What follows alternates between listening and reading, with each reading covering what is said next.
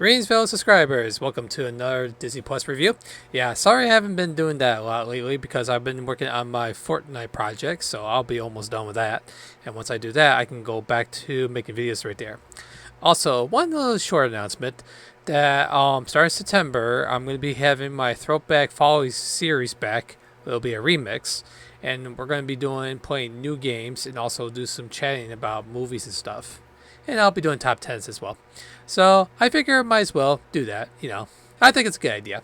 So, alright. So here we are. We're doing the next film here. Okay, so let's get this thing going. Okay, so we are now talk about Inside Out. Next film of the Pixar, well, I'll call it the Pixar franchise anyway. It's directed by Peter Docter, co-wrote with Megan LaFall and Josh Cooley. Just so you know, heads up in this one. This production here lasts for 5.5 years because they've been having some financial trouble, including story changes and stuff like that.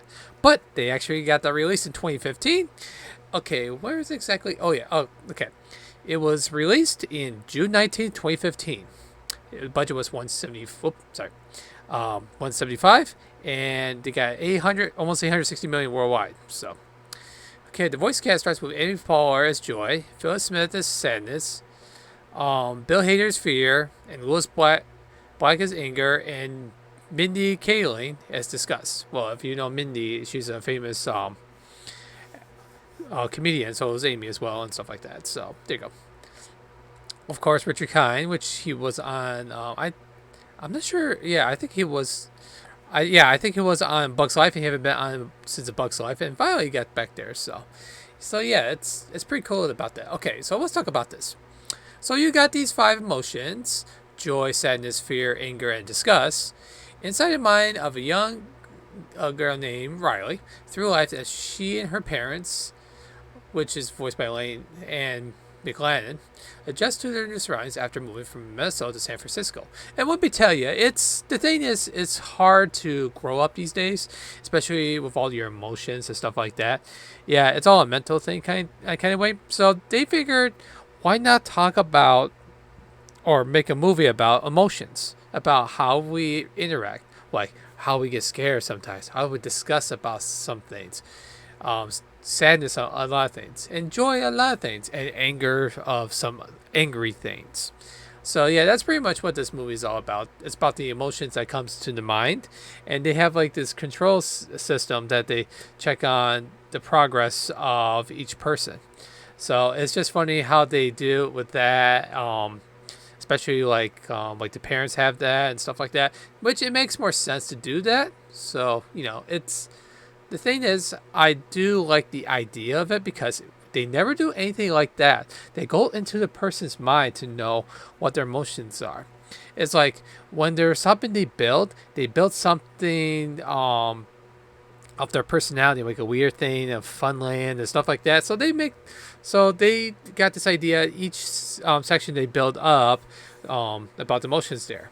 And let me tell you, it gets devastated. Like if someone about depression and all that, oh boy, a lot of stuff is wrecking and everything there. And Happy is trying to fix all the problems there, but she can't because it's too hard to compare. The thing is, there was a little argument between Sadness and Joy from that. And the thing is, Sadness was trying to help to make it more, level the person. And actually the thing is though, when that happened, those two, let's say they have like this a memory machine and the memories come out from the tube. Those two came right out of the tube and came right out of the area, the headquarter organization kind of thing. And it's like, oh boy, that's not good. And then discuss anger and fear. It's like, what are we gonna do? What are we gonna do without those two? What are we gonna do? And stuff like that. And then things just got a lot worse. And they're thinking that was the right idea doing it, but it wasn't. So they got themselves in a standstill about their emotions, which is actually makes sense because the subject matter here is actually a pretty nice idea to do that, because the way they interact with the minds of things like imagination and stuff like that, it's mind-boggling to think about that. It's like, what about our minds? What are our minds are just like that and stuff like that. Well, you never know these days. But the thing is, though, it's actually a very clever idea about the subject matter of of the inside out of the motions of people and show what's in there. So yeah, I thought this is a brilliant idea doing that because Pete Docter knows what he's doing with films, and there was something about that which we'll talk about that in just a few. Um, it's is the way that Pixar builds up again. Yeah, sure. There was, let's see, like Brave and Cars 2 may not go as up as the best Pixar films ever made, but the thing is, though, at least they make money. That's the thing, though, because it seems that they're making money there. Well, except the recent film Lightyear, and there's been controversy about that, which we will be talking about that once I finish watching Lightyear, and I will do my review on that one much later.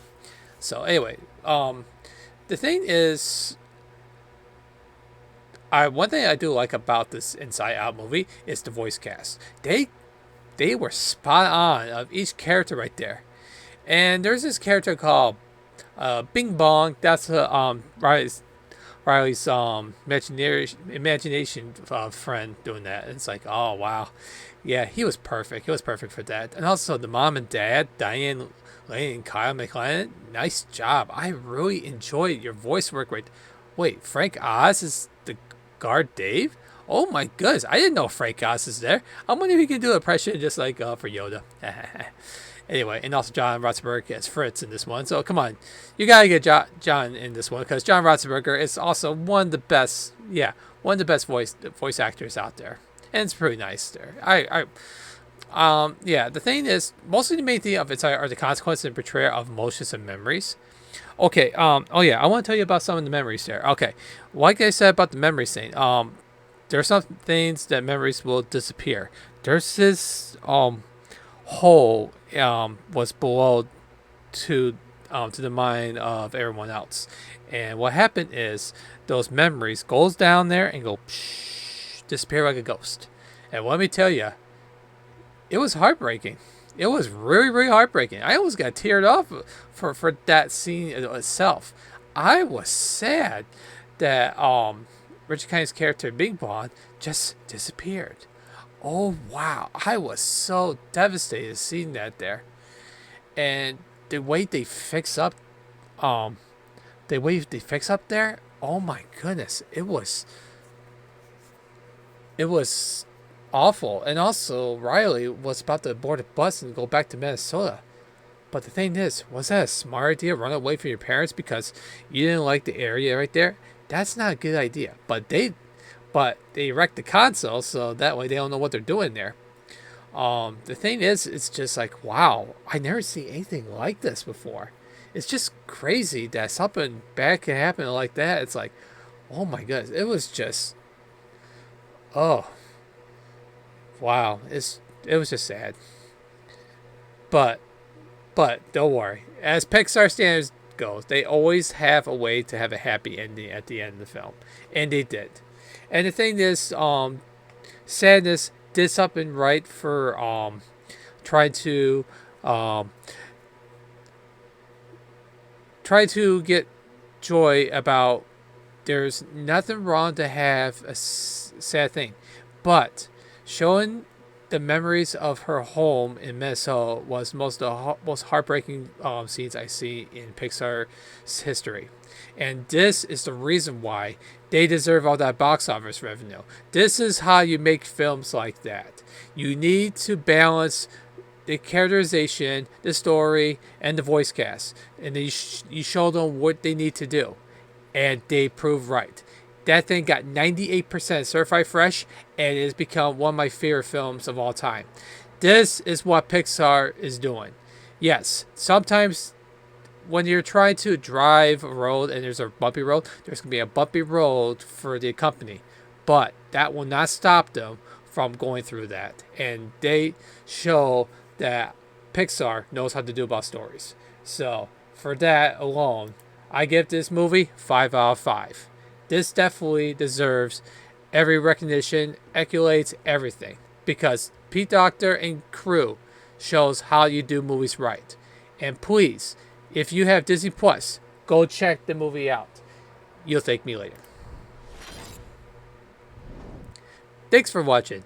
All the movies, cartoons, and reviews I do are on Disney Plus, and I make sure I watch them before I do this review.